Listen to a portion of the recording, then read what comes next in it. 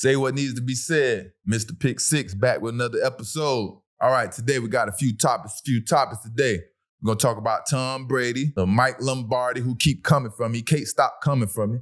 We're going to talk Russell Wilson, Sean Payton, and also Chris Jones. What's going on with Chris Jones? So let's talk about it. If y'all don't know, Tom Brady will be honored at halftime, the Patriots versus the Eagles game of September 10th at Gillette Stadium. You know what I mean? At halftime.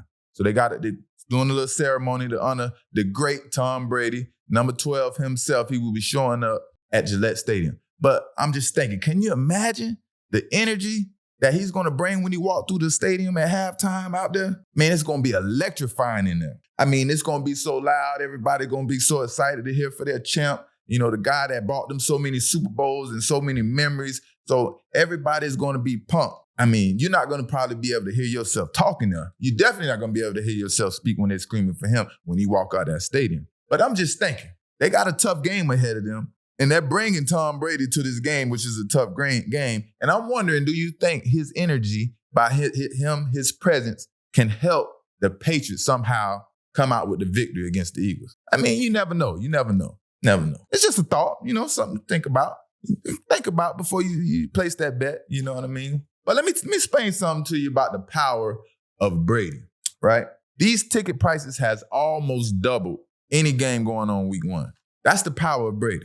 They said they're throwing a ceremony for the great Tom Brady, and guess what? These ticket prices has surged. I think it's almost 698% from when they had a ceremony for Peyton Manning, and that's crazy.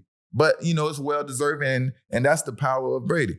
These average ticket prices are, for the Patriots and Eagles game, September 10th, $734.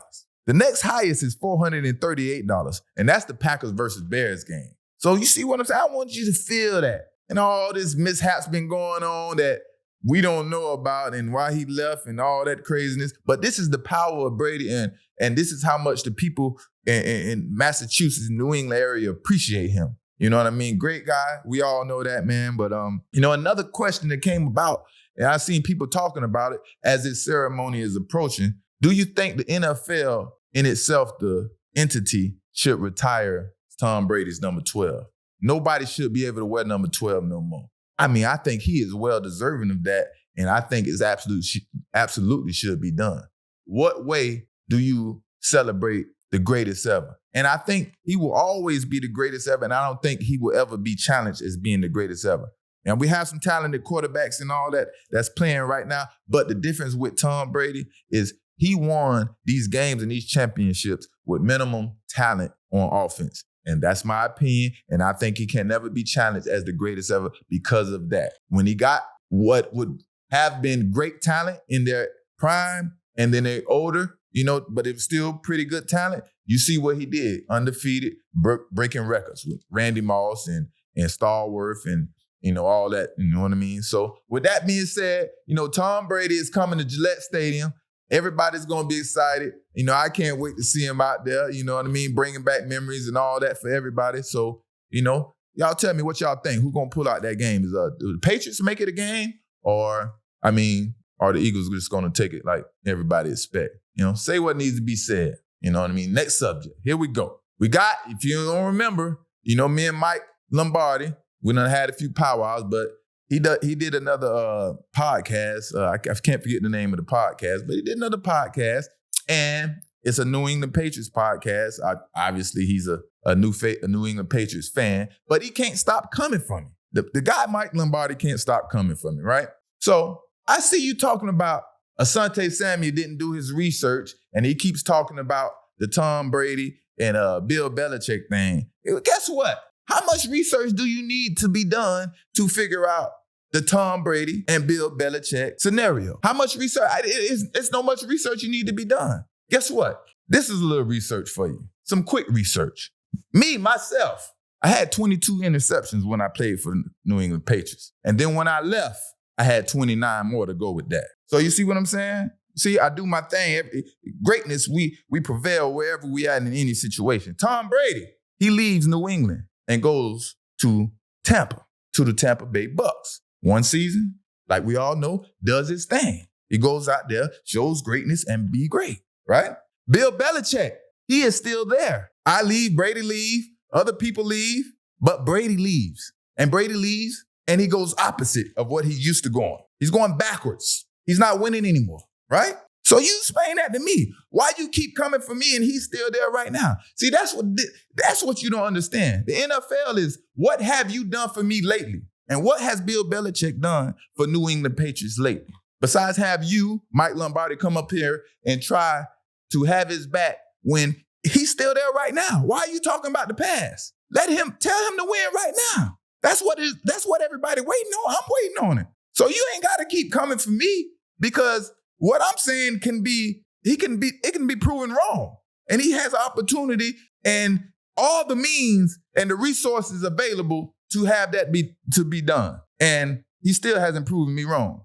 We all know that. NFL is, what have you done for me lately? And that's the first thing he'll tell you when you come to New England Patriots in the meeting. He's going to tell you, what have you done for me lately, right? Let me tell you what have Bill Belichick done for us lately. He has put his number one draft pick quarterback, the one he drafted in the first round, he has not set his number one draft pick up to succeed in the NFL. He has given him every situation, some of the worst situation, to be a quarterback in the NFL. And we all know what that means and what happened in that situation. We know who was hired to help this guy be successful on offense. And who did that? Coach Belichick. I don't understand why you keep coming for me, right? It's like I can't even figure out why you have his back so much and he's still there having the opportunity. Did he promise you some Super Bowl tickets, or does he provide season tickets for you or something? Are you in the box every game? Because I don't understand why you keep coming for me. And he still has the opportunity to win while Tom Brady is gone. He drafted quarterback.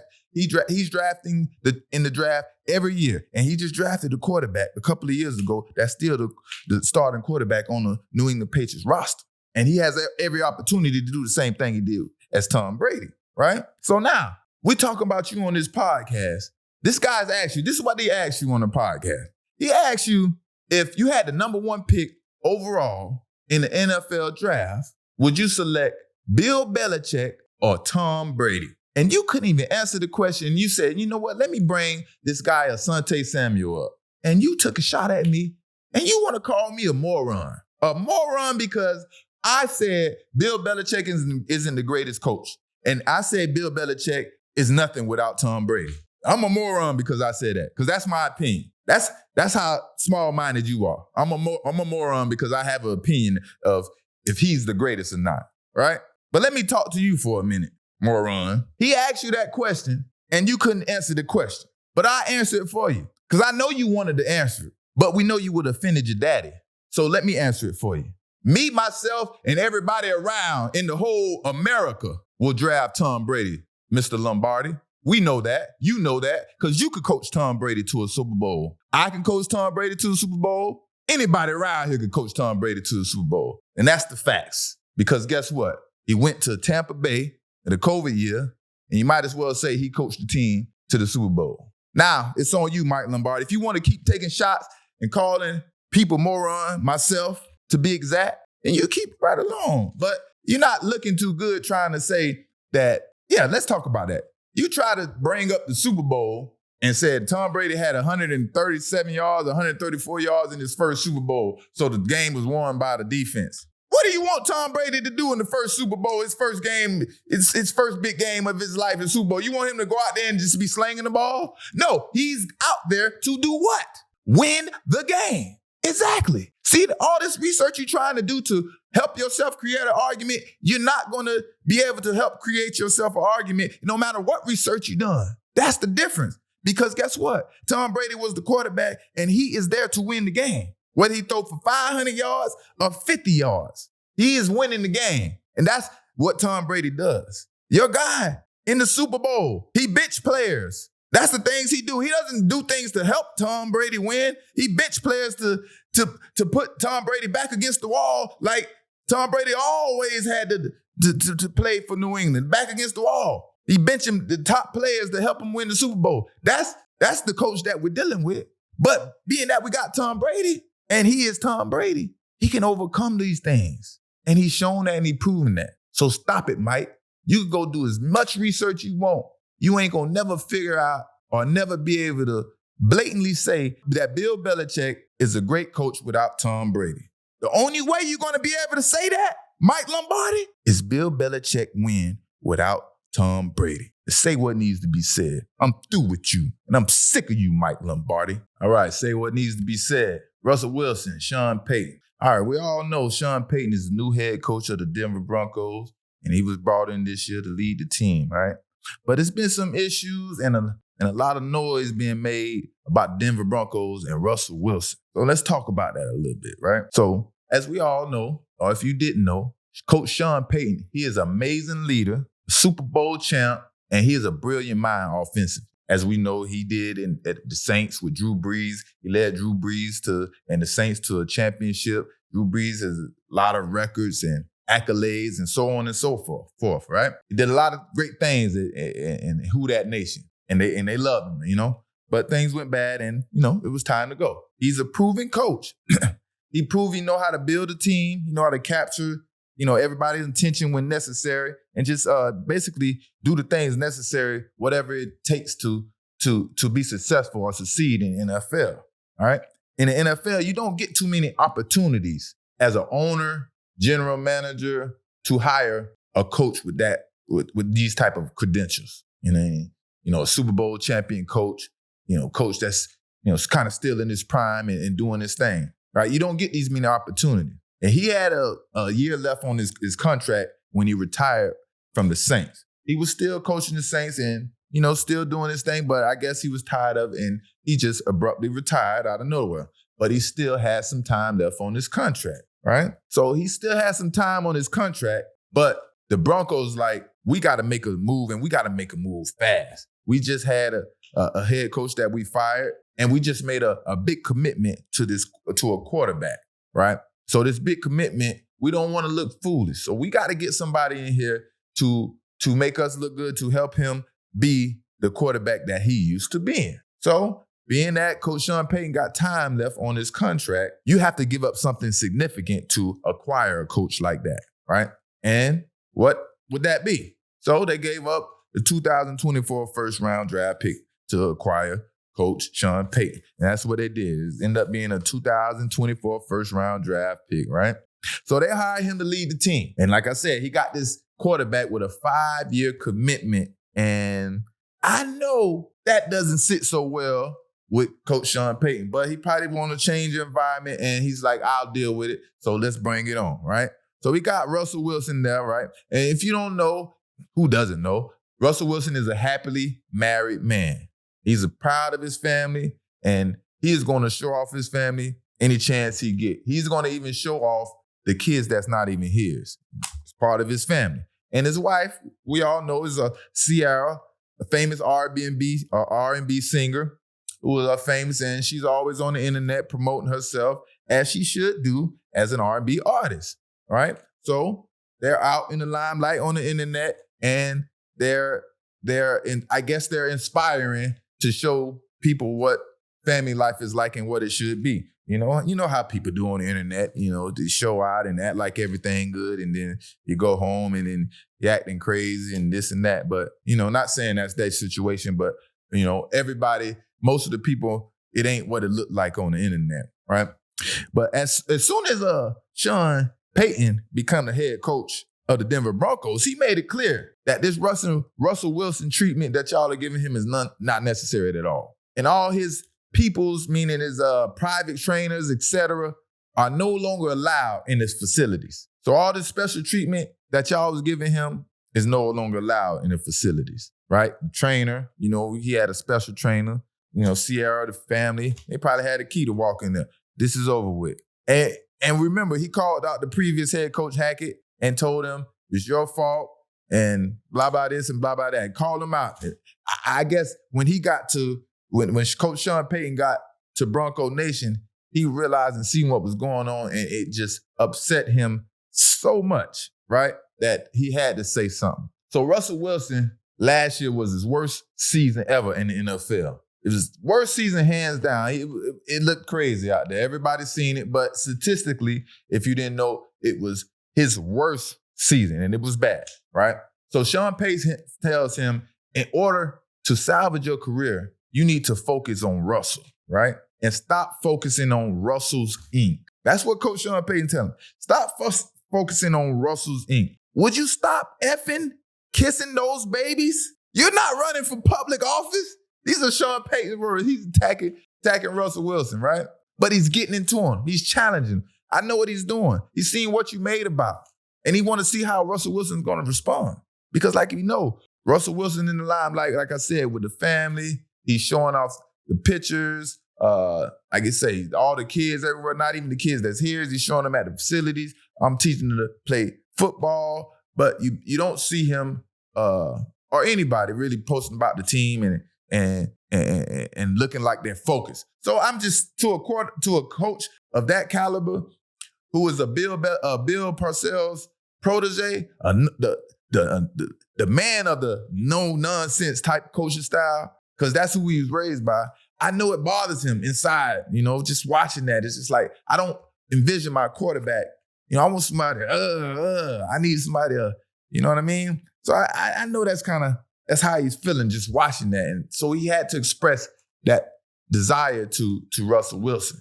Like, in order to salvage your career, man, we got to make some changes. The things that you used to doing, and maybe the babysitting, because he probably used to being treated, having first-class treatment, being basically spoiled and everything done the way he wants it done. That's probably what he's used to having. And Sean Payton's like, no, this is my way. And you have to buy into my way. And I'm going to see what you're about, because I'm going to start jabbing at you to see what you're about. And that's what's happening. So we got to check this out and see how he's built and see if he can stand this, right? Because I don't know if Russell Wilson can deal with this type of coach. This is a tough coach. And like I said, he probably has been treated a certain way his whole career that he's used to. We had Coach Pete Carroll, but he wasn't the main quarterback at first. So I'm sure he had to go through a little something. He's like a 4th round pick. So he wasn't just always the man. So it looks like. But he probably didn't always have a coach with this type of attitude. I mean, this not attitude, but this type of nonsense approach. Meaning we don't play the radio and things don't go your way because you're the $200 million quarterback. I don't care nothing about that. They're going to get rid of you before they get rid of me. That's probably how Sean Payton feels, and that's probably what he told the GM and the owner. So he's not going to have that, right?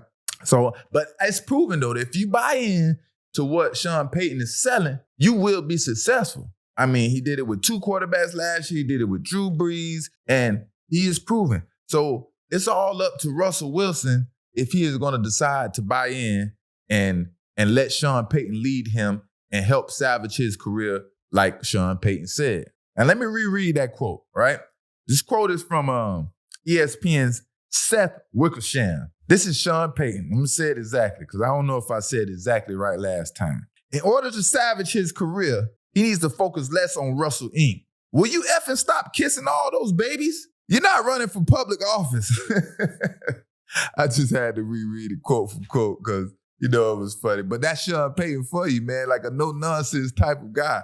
He is coming hard. He means business. And he's coming there to help this team be successful. And I'm sure he sees a lot of talent in the team. And he has no choice but to deal with Russell right now to help lead his team. So he's jabbing at him. He's doing whatever he can do to push him. But you know what I mean?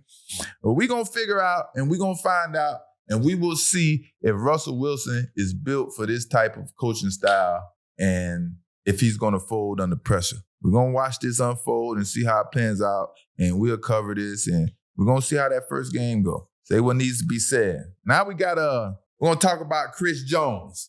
We got Chris Jones, who is holding out the best defensive player in the NFL. Arguably. They probably throw a few people in there, but right now we're going to say he's the best defensive player in the NFL. So he's holding out, and he's not going to play in this game coming up tonight, right? He's not going to play in this game, the first game of the season, because he wants a raise on his contract. And he's on the last year of his contract. So it's kind of little, it's a thin line right there.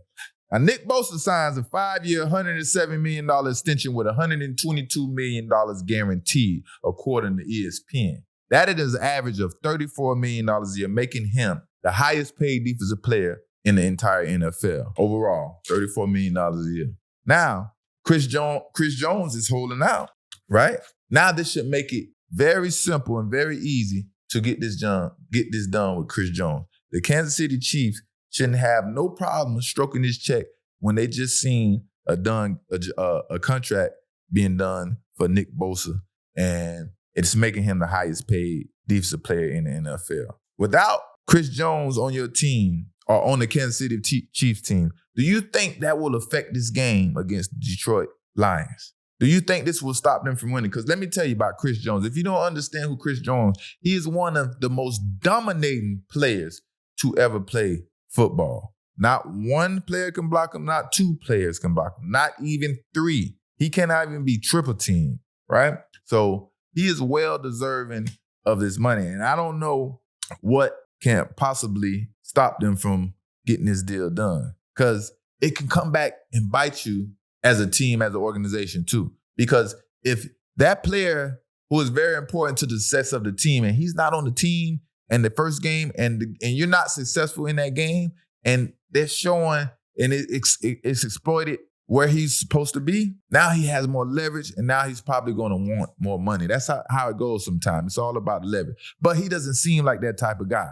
But, we never know how things go and we just got to watch and wait and see. But my question is, and I want to know, does the Kansas City Chiefs still win this game?